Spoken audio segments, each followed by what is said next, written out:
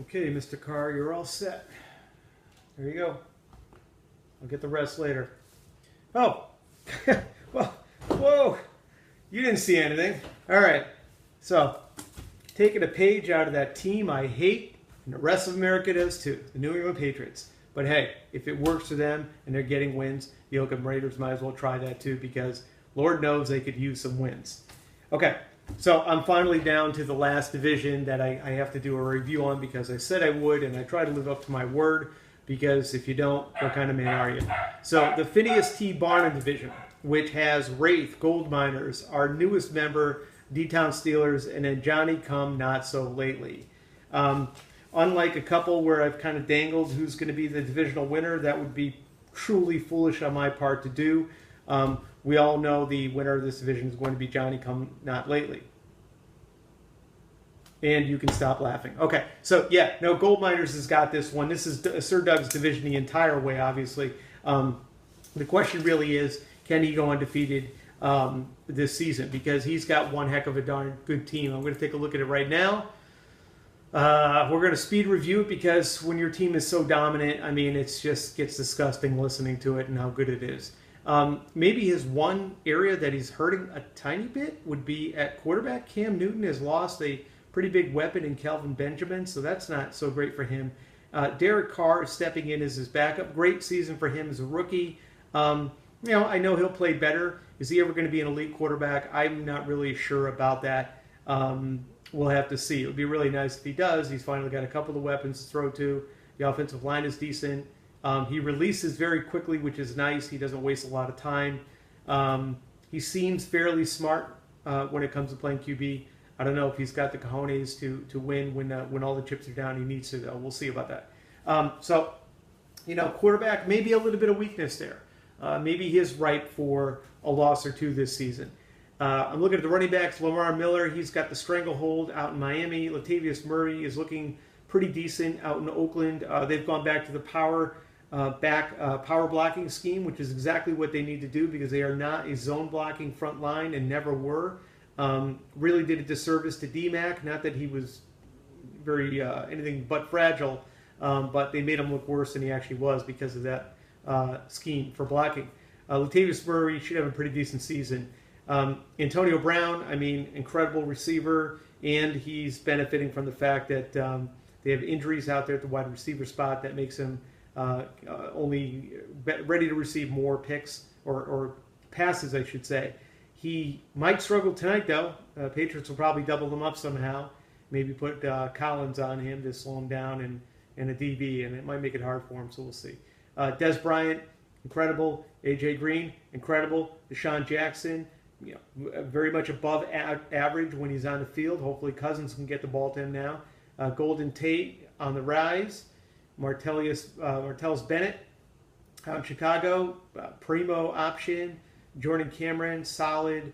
Jimmy Graham, solid. Might take a step back out, though, I think, in Seattle. I've already kind of given my opinion on Russell in Seattle and how maybe they don't pass enough for a tight end to really feast out there, although he will certainly have his games. And then Austin Seraphin Jenkins, he's supposed to take a step up. I mean, there is not a point of weakness on the offense, really and truly. I mean, by far in our league, the strongest top to bottom bunch of offensive players. Really, you just go like this every week. You. Bam! You have 5 awesome guys going out there. The rest of us, we got to look at the screen. We got to actually think about who we're going to trot out onto the field, and then do a lot of this and whatever else you guys do to get yourself some good luck. Okay, you got a kicker. Good for you. You got Andy Lee for punting. Okay, the DTs. You've got Bachers, Sharif Floyd, who's on the upside, and Eddie Goldman, who you went for in the draft. Jordan Phillips, Danny Shelton, you also went for in the draft. I thought Shelton was a little bit of an early pick at the 3 spot. I mean, I know I made it really cool to pick a DT early because I, went after my guy last year in both leagues and preened about that, and it turned out to be a great pick. We've had a couple other teams who've done that. Dontari Poe went very early on Frazier's Crazies one year. I think it was even a round 1 pick, and it shocked all of us, but it turned out to be brilliant. So you're as good as you are, Sir Doug, you aren't a trendsetter, okay? Not true at all, of course. You've been kicking our butts for a decade now. But when I look at your team, you definitely have solid DTs, not a concern for you, and you've got a couple of youngins who may develop into some solid TEs, so lots of depth there. Calais Campbell, Jarrell Casey, Jason Hatcher, Mario Williams all make up your they all make up your DEs. That's nice foursome to have. No real concern there. Geez, I forgot for your tight ends you have Walford and Ladarius Green, and then you have DeMarcus Lawrence out there in Dallas land too for the DE. I mean, again, your weakest guy on your offense is Clyde Walford. That's ridiculous, as he will develop probably into a pretty good player. And then you've got the DEs settled down in linebackers. Denzel Perryman, Craig Robertson, Bobby Wagner, Koa Misi, Khalil Mack, Curtis Lofton, and Luke Kuechly, along with Quan Alexander. Can't beat those. You got a real solid group of guys. Quan Alexander you overpaid for, but I mean I think it was worth overpaying for him since it looks like he's going to be a starting middle linebacker out there for Tampa Bay. You have very little weakness here in this spot too. You might have to think a little bit about who you put in, but not a whole lot. Prince, Aaron Colvin, Chris Ronald Darby, Patrick Peterson, Richard Sherman comprise your DBs, all very good. And then your safeties, Vaccaro, Whitner, McCourty, Demps, very solid. I mean, surprisingly not amazing, but very solid. And then you got Jaquiski, is that how you say it? Jaquiski? Yeah, what a name. Okay, it's hard. And, he's a developmental guy. Maybe he'll slip into the role out in San Francisco. They used to be about easing their defensive backs in and their safeties, but they got new leadership. Maybe he gets pushed in right away and he turns into a real gem for you. With the 6'8" pick, it's not much of a gamble. So, top to bottom, absolutely a rock-solid team. Matter of fact, your biggest problem is a problem I sometimes have too, and maybe we should have a beer and talk about this one day. And that's simply that we have such a stuffed, packed roster that we can't benefit sometimes from picking up guys on a waiver wire that we might really want and know are going to be good because we just don't have the places to put them. So they tell me it's a good problem to have. Personally, it pisses me off week to week. I don't know about you, but it definitely gets to me. And I'm sure my words right now are becoming locker fodder for everybody else in the league. Ooh, who do they think they are? They got the greatest team. Well, guess what? We do. All right, let me move on. On to my blood, okay? Nick Ligon for Wraith. Had a monster season last year. What did you have last year? You had I wrote it down somewhere. You had a 12-2 season, and unfortunately, you went down to me in the championship game. Not the championship game, the divisional championship game. You had certainly a tremendous run. You've got the quarterbacks to have people die over. Andrew Luck and Manning probably finished 1-2 in the league. I haven't checked. You got Kirk Cousins who's starting, and so you're totally rock solid at the quarterback spot. You've got on the offense after that Justin Forsett, who I believe you made a trade for. He looks like he's good for another year. I don't know about after this year. He's got the low treads on him, but I don't know if he can hold up really over an entire year again. He's not really the biggest guy. DeMarco Murray's out in Philadelphia, might share some time, but he's the lead back out there. Devon Austin you picked with the 314 pick. Reach for me, but I had the feeling you were just sort of throwing it out there because you had no other time to think about who to pick, and that was a name you knew, so you went for that. Chris Hogan, Jermaine Kearse, Emmanuel Sanders is great. Cecil Shorts could be decent PPR kind of guy, but he's in Houston. We'll see. And Steve Smith in Baltimore. This is it. The final hurrah. He's a gamer. He's a guy you really would like in your team in real life. Gavin Escobar never has lived up to his potential, and Whitney's still on his way. Anyway, Virgil Green will finally have something happen in Denver for him. I'm sure he'll have a couple of good games. But he's 27 and he still hasn't blown up. He's had competition out there too. Obviously, he's been second, third guy, but this is his year. And then Max Williams, who's your rookie tight end. He's been talked well about, but he hasn't gotten onto the practice field. So that's always a real big worry. Very, very few rookies don't practice in the preseason. and then go on to have good seasons. It almost takes a full year for them to catch on. So when I look at your offense overall, I see a few players that are obviously very good, and I see some other players that could be okay, and then I see some that, they're just on your squad, and they're going to be guys you're going to have to play, and they may or may not do anything for you. So your quarterbacks are going to carry you, much like they have the last couple of years. But with quarterbacks that good, maybe you don't need that much help. Apparently, you were 10-2 last year. But I'll explain why you were 10-2. Relax. All right. You got a couple kickers. You got a punter. And then we get to the DTs. You got Sinderic Marks, who's very good. And then you got Silver Siliga, who's the New England DT. Would not count on him to do anything. You've got one DT. You got Grady Jarrett down on the squad below. He was a draft pick. And that's it. So you're in real trouble there. Yes, you only need to start one DT, but there are bye weeks, there are injuries, and there are times when you're actually going to need to start two DEs or DTs if you don't have enough positional players coming out of the defensive backfield. DE, you have Dial, Griffin, Jacquees Smith, and Will Sutton. So you've got a couple of guys there. I think this is an okay spot. I mean, Griffin's good. I think Smith is expected to step up this year and finally produce well. Will Sutton is a big maybe, though. He's kind of turned into a rotational guy. He's like one of three players that we're working out at the end. He has not done what he's supposed to do. And then you've got Greg Hardy, who can help out too. So I think you're okay there. That's not bad. Linebackers, Copels, Graham in Philadelphia, not going to help. Hightower over and over has had a chance to grab the reins out in New England and be a guy, and hasn't done it except for a smattering of games. Derek Johnson, old as dirt, high producer. Can he do it again this year? Kristen Jones, nice choice. Don't remember how you got your hands on him, because I know I picked him up in the other league as a late round gem for myself. Maybe you drafted him last year or got to him before I could, and I had that stacked thing. But I had my eye on him. I really liked him as a developmental linebacker, and he's got a starting job now in Chicago. So that's good news for you, him, and whoever he's giving money to and sharing with, his wife, his family, whatever. Josh Mauga, he's, I think, out. I don't really know, actually, I'll be honest. Kevin Minter could be good. Mosley is a rock, and Perry Riley is very good. So you're actually, again, this isn't too bad. It's not the end of the world linebacking crew. It's not particularly deep, but you've got key parts you can put out there. Cornerbacks, you had some big producers last year, and Jenkins and Joseph. Wow, you've got a heck of a cornerback crew. That must have been what happened. You had a lot of picks at key moments along with the great quarterback play.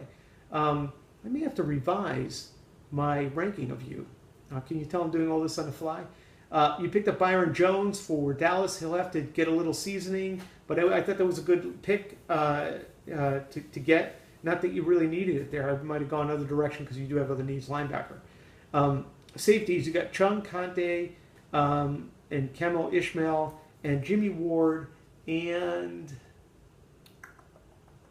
TJ Ward. TJ suspended for a while, so that's a huge problem for you. Really, this is an area of weakness, I would say. I know Kamal out in Atlanta, Ishmael, had a great season. I don't know that he's going to repeat that. They were just a terrible team. He wasn't necessarily a great safety. So it'll be difficult to see or project what's going to happen there. I think that's a weakness for you as a safety spot. You lost Jordy Nelson. That hurt a lot because he really would have changed my opinion of your team. And I know it's only one guy, but the minute your team gets down to, I can put 5 top guys out there and no more coming out of the offensive side, the buys and the injuries are going to get you every single time, as well as just a couple of weeks where the guy throws in a clunker for you. They're not perfect every week.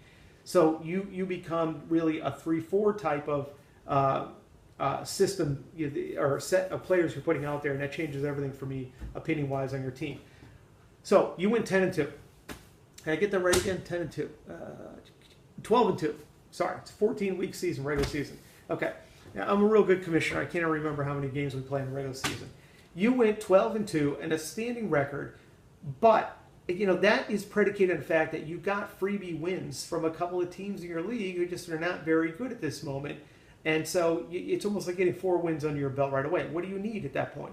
Well, you needed 8 more wins. Now, you did get those 8 more wins, so that was very impressive. I am not putting you down for that. I'm thinking this year, a little more realistically, just a little bit, is going to be 10-4. And I will credit you with something else, okay? And not just because we're cousins and BFFs and all of this stuff.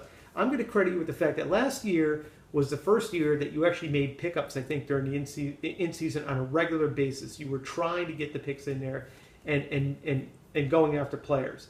I thought that was very helpful to your team and your success. So 10 wins is what I have you down. And I will admit that I could be wrong by as much as 1 in either direction. But I really think it's 10 or 11 wins. I don't see you going to 12 again. I'd be very shocked because I do think Miners is going to own you this season.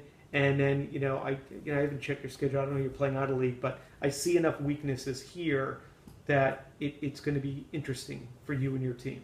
Then again, I don't know. I could be wrong. I think you start out strong, and then we're going to see some up and down play. Okay? Wraith covered. And,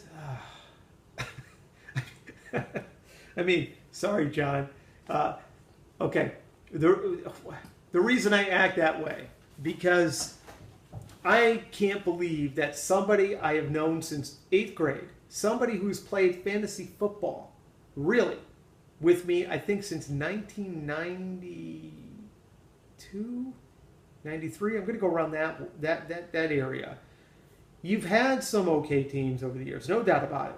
Even in this league here, which is however many years we are along, you've had some good teams and some good seasons. But you have been pretty bad to almost atrocious going on the last, let's say, 4 or 5 seasons. Now, I know you're busy. I know you had a career change. You got family. We got all that stuff. I already gave my speech in one of the other videos. These things are not as important as fantasy football, so I don't want to hear that as an excuse. It's fantasy football first, and then everything else is tied for dead last. But drafts haven't gone well for you. I don't know that in season you've made enough pickups like you should have, and maybe some here and there questionable trading, although I don't really remember a lot of the trades you've made. So I look at your team now, and I'm thinking to myself, here's a team that's on a race to the bottom. Sorry. I like the Mariota pick. I thought that was a very good pick at the 1-8. It was a sound pick. You might have been able to get him a little bit lower than that, but why take that risk when you do need a quarterback? You got Bridgewater, very accurate passer, really developing well. Should have a great season out there because he's got a few people to throw to, and he's got AP back. That's great. He's got another year under his belt. That's great. He just looks like he's going to become a very, very competent quarterback.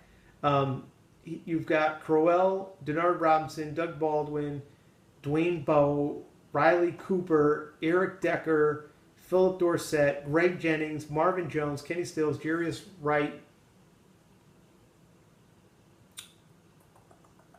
and, Reggie Wayne you picked up and he got cut, didn't make the squad, and DeAndre Smelter got hurt.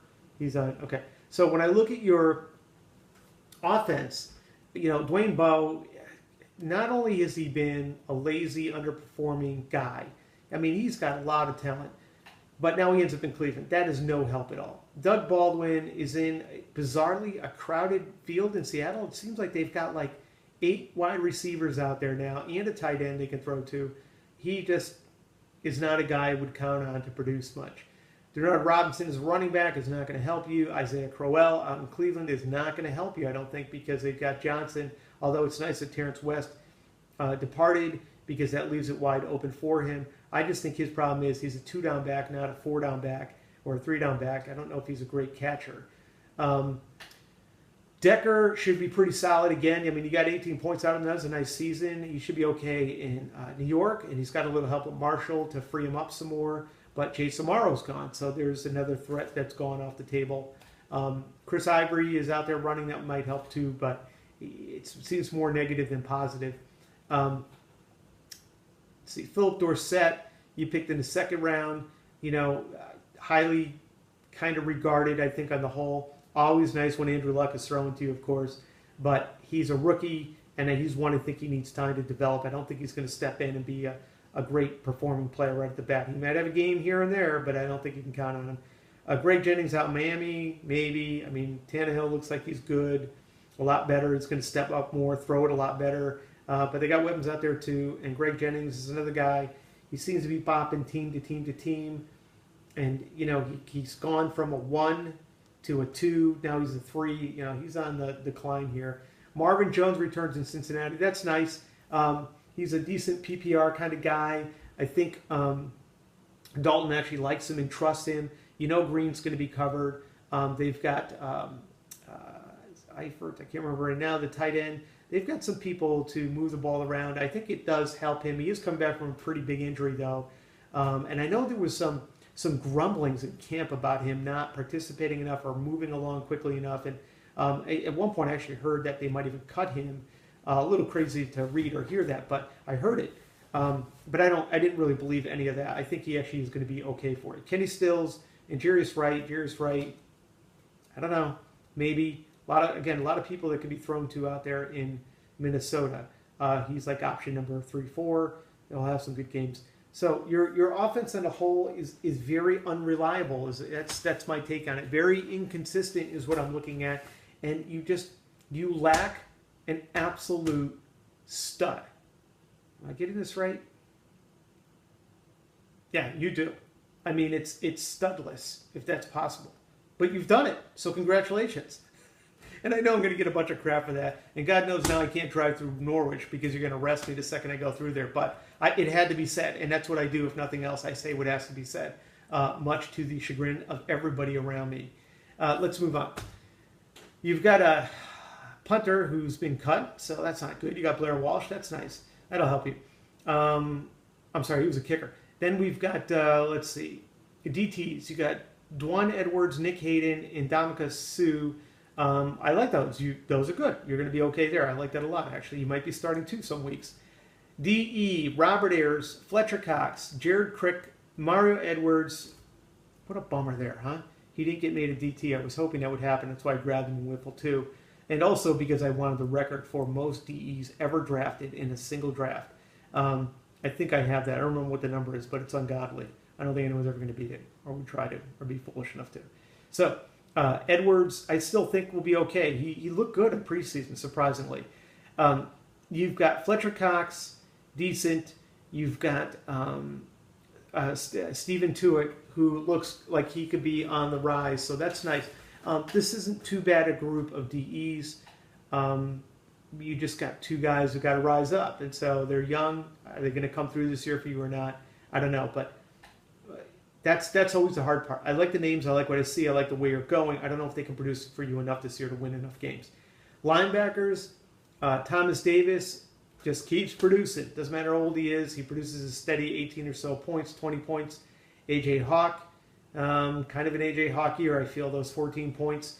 Paul Kruger is interesting. If he was DE, he'd be awesome. But they have him at a 3-4. He becomes a linebacker that kind of floats around. He's really good at getting those sacks, but when he doesn't, I don't know what else you're going to get. Although I will admit, he's pretty active, and he does come up with some tackles here and there. But he's I don't know. It's hard to say, actually. In Cleveland, he might be in the field a lot. He may have a real bump up this year for you. I'm going to backpedal on what I started with, at least my initial thinking. Maybe Paul Kruger. This is why preparing helps so much. I didn't get to prepare for you guys. But I do think, actually, he'll be good for you this year. Clay Matthews, okay, ish. Just never seemed to live up to his status or projected status either. Ryan Shazier, came out of the gates gangbuster. Got hurt and then stepped way back. Hopefully he doesn't. I've been railing against Pittsburgh and how they get all these kudos for picking linebackers and being so great at it. When they picked him, they did a great job. But not hard to, because they picked him so early in the draft. So he's got to really come through this year for you. Marcus Smith, linebacker, nope. And that's it, right, for linebackers? Oh, you got Jameel McClain, who's a free agent, so that's not going to help you there. You got some, again, kind of like your DEs. You've got a couple of pieces that are going to be real good for you, and then it gets thin so fast and inconsistent. It's something to worry about. You really got to work on that. DBs, you got Robert Alford. I think you just grabbed him, actually. Yeah, I could be wrong there. Darius Butler, he's in the starting spot. He is way up and down. He seems to get his job for 3 weeks and then lose it for 2 and get it again for 3. Jaron Powers getting long on a tooth, but he's out in Arizona. Darius Slay, good player. Tremont Williams, good player. Now he's out in Cleveland. They got a great defense out in Cleveland. You can't really throw away from either guy because Hayden is so good, so he should be fine. So I like at least 3 of your DBs a lot, and then the other 2 are maybe okay. Safety, you got Buchanan, Griffin, Lowry, Pryor, Quinn, and Eric Reed. You've got at least 3 guys that can really hold down the fort, which is awesome. Buchanan will step up again, a little more from last year. Calvin Pryor, oh God, disappointing. I got him in the other league. I really wish he had lived up to his potential. Cannot seem to play far from the line. So what's New York going to do? They're going to move him up close to the line. He's going to be more of a strong safety, which really is his natural spot. He's aggressive. He's going to have some great games, but he's going to get burned. And when he gets burned, the question is going to be, will the coaching staff stay with him or say, we can't have that, and they're going to put him on the bench. So real gamble there, but he can only go up. He scored, not even 10 points last year. So you have Christian Jones on DT, DT who's on injured reserve. That doesn't help you at all. That hurts. And I didn't cover the 2 quarterbacks because it wasn't necessary to do that. Glenn and Manuel, they speak for themselves. So, the big question is how bad are you going to lose this year, JT? And I've got you down here for 3-11 with maybe a chance at 4 games because you are benefiting from the front that the D-Town Steelers are in your division. Okay? Best I can do for you, officer. Try not to beat me with any rubber hoses, all right? So, moving on to the next one. D-Town Steelers, our newest member, Dan. Dan is in a baseball league that I run with Mike, and he is very much into that, and he's been really aggressive in trades and pickups and learning every single minutia of the rules. And so when we brought him into the football leagues, I expected the same, and he did begin that way. Certainly every minutia of the rules was sort of looked over, I believe, and checked out and figured out. But then I come and I look at this team right now, and I see a slew of free agents. Now, I know a lot of them were recently released, but in baseball, he wouldn't have waited even 24 hours to clean up that mess. But here, I'm looking at a lot of names that should not be on the roster anymore. But let's review what we do have. I think he will right this ship, which has been horribly run by Reggie for more than a decade. He's got Flacco, Foles, and Eli Manning. Flacco and Manning had a great rebound year. Beckham will help him continue to rebound, obviously. And I gave a big speech in the other division review, if you didn't hear it already, that I'm against players wearing gloves because of that catch that Beckham made. My opinion is when the technology creates the catch or creates the run or creates the pass, it's not fair anymore. It's not about the ability of the player. It's about the technology they wear. And I will give you another good thing to think about. Those of you who are really old, in your late 40s, almost 50 like I am, well, you remember when Oakland played and they had their defensive backs wearing stickum, Hayes and Haynes wearing gobs and gobs and gobs of this stickum and making catches sometimes without actually looking. They'd be like this, the ball gets stuck on them, and they go, oh, what's this? And they made a catch. That became illegal. In my opinion, these gloves that they're wearing should be illegal. But in any event, I'm sidetracking. Like the quarterbacks, you got 2 quarterbacks to help you. In real life, I would not want Joe Flacco. In real life, I might want Eli Manning. I know he gets, being in New York is brutal. He wins 2 Super Bowls and it's not enough. They crush him when he has a down year. It's all his fault. I think he's still a good quarterback. I don't think he's, lost a ton. But, it's New York. You have running back. You have Bernard, who looked like a good pickup until Jeremy Hill came along. Now he's really kind of second fiddle to him. At best, he's 50-50 running with him. Not good enough. Benny Cunningham, not going to help you. Todd Gurley, nice pickup, but he's out. So you got to wait for that to develop. You got Alfred Morris on the way out. Unless he really runs super, super well, he's in trouble for you.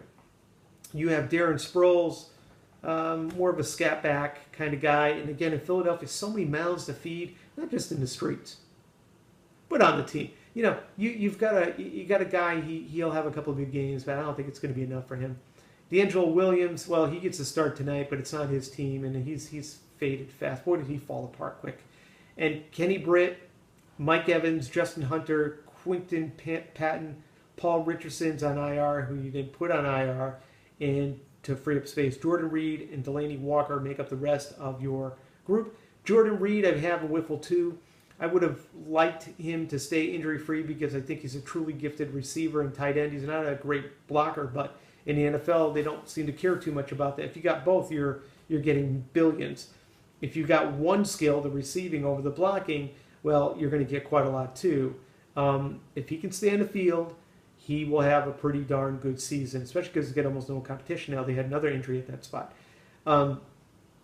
Justin Hunter, very big disappointment. I had him in my other league too.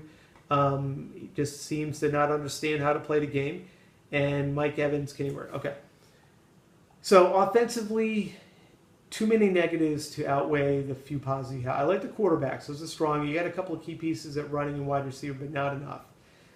Looking at the DTs, you have Hageman, Ta'amu, Hicks, Tyson Jackson, and Timmy Jernigan. Sorry, I slipped into your DEs. Boy, at DT, you only have 3 guys. Not a one of them is worth really owning, I think. So, gaping hole there. And on to more gaping holes. Akeem Hicks and Timmy Jernigan really comprise your DEs, and they couldn't even break 10 points. I think Jernigan will step up, so he will help more, but you know you're not going to have anybody for bye weeks, and if an injury happens to him, you're in deep trouble. Oh, sorry, I'm missing this. How am I missing this all then? You have Carl Klug, Stephen Pea, and Antonio Smith. God, how old is Antonio Smith, for crying out loud? He's in Denver, and he's purely a rotational play. I wouldn't expect very much out of him. He'd be really risky to start any week. Stephen Pay was a defensive tackle, and now he's a DE. That's a waste. I would dump him. Carl Klug, yeah, not worth having either. Again, so it doesn't change my opinion. Your DEs are not so great. Linebackers, Cavill Connor, Levante David, Ellerby, Hodges, McLennan, Mingo, and Tuggle. You could throw out a couple of these guys. McLennan is now a starter in Chicago. That helps you a lot. Gerald Hodges is waiting to get in. And when he did play, he did rack up a lot of tackles, but he's not. Doesn't look like he's going to be a starter, at least for a couple of weeks or until an injury happens. Donnell Ellerby had a down year. He got really badly hurt, but he ends up in New Orleans. I kind of like that for him. I think he rebounds stat-wise, even though he's really more of a two-back kind of guy. He doesn't cover so well. But New Orleans is so desperate for linebackers all the time, he might stay in all 3. Levante David is your absolute stud. To me, that's a trade piece because you need so many things. And then Cavill Connor, nothing to write home about. So we move on from here. Cornerbacks, William Gay, Stephon Gilmore, Leonard Johnson, who's on IR, Josh Norman, Melvin White, IR, and then that's it for cornerbacks. Huge gaping needs there. You've got the bare minimum of 3, and only maybe 2 of them are worth anything. And then safety, you went after Landon Johnson early in round 2, 203. I mean, I kind of want to call that a whiffle rookie mistake as a rookie owner mistake. But, I mean, there were really no other safeties worth having, at least as far as most people are saying. And he could have a big impact out in New York for several years. I mean, I wouldn't have made the pick at the 2, at least not that high, unless I had a late round 2 pick at best, and I had a strong need, and you did have a need. So, you know, you filled that. You've got Rashad Johnson to help out. Marcus Gilchrist is a starter for how long, who knows, because he doesn't bring a lot to the table. And Antoine Bethea has been around forever, and they've been trying to get rid of this guy forever. He keeps sticking. Maybe he sticks a little longer, but really you have 2 guys you can trot onto the field and count on. So, what do we have here on the taxi squad? Beason, maybe 1 more year left. Tackle guy only. Lost all his speed, sideline to sideline and covering. Alden Smith, goodbye. LaRon Landry, goodbye. More free agents. and Lamon Barrow, free agent, and then you have Brock Osweiler, who's been sitting. Man, I'd like to be that guy. Just sit around forever and collect a huge check. Well, maybe not huge, but a decent check, and never really have to take the field. His time is coming. It may be as soon as even this season if Manning falls apart or gets hurt in some way. He's definitely the guy, and they're definitely going to trot him out there next year, no matter who they draft. So, you got a team here that's got gaping holes all over the place, maybe outside of the quarterback and DT spot. Not DT, sorry. What am I looking at? I'm getting mixed up with somebody else. Pardon me. All right. Yeah, I would say in a whole, you have a lot to do.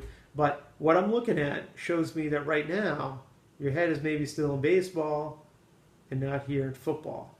And just so you know, it should be purely on football. Even in the league I'm in, I stopped paying attention to baseball because it's all about football now. All right. So, boys, there you go. If I haven't already said it, you know who's taking down this division. It is 100% gold, my nerves, and nobody else.